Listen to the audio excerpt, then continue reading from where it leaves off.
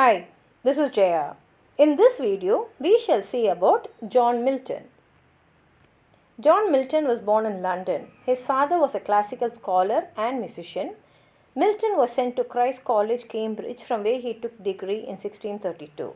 Then he undertook a continental tour in 1638 and returned to England in 1639.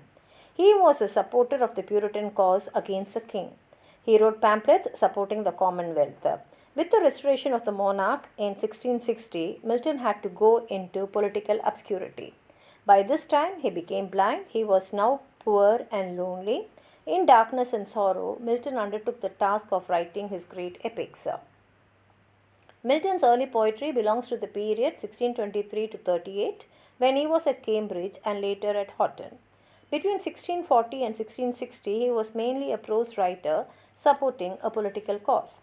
The most fruitful part of Milton's career as a poet is the period after 1660, when he produced his great epics.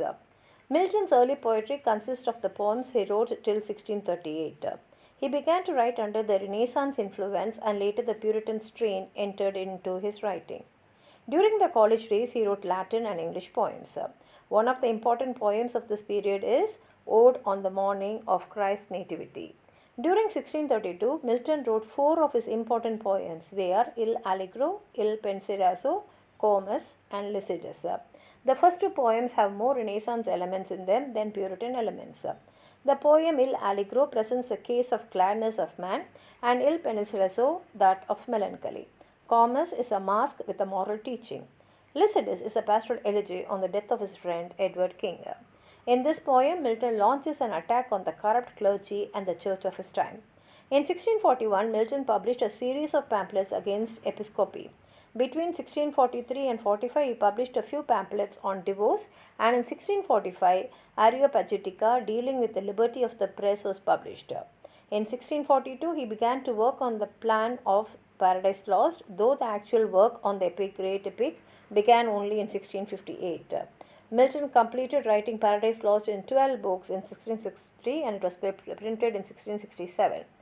Two other important works of his last period are Paradise Regained in 4 books and Samson Augustinus, both published in 1671. In Paradise Lost, Milton sets forth the revolt of Satan against God, the war in heaven, the fall of the angels, the creation of the world and man, the temptation of Adam and Eve, and their fall and expulsion from the Garden of Eden.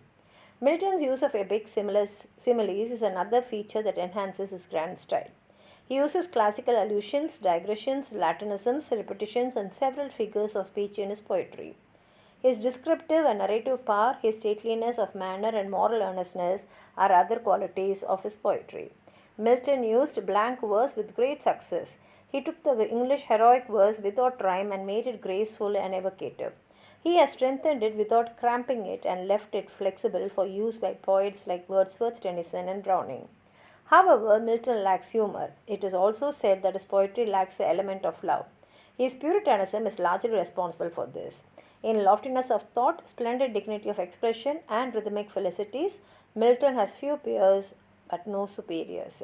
If you have anything more to add on to what I've said, please write it in the comment box, like the video, share it with your friends, and if you have not subscribed my channel, please subscribe and support. Thank you.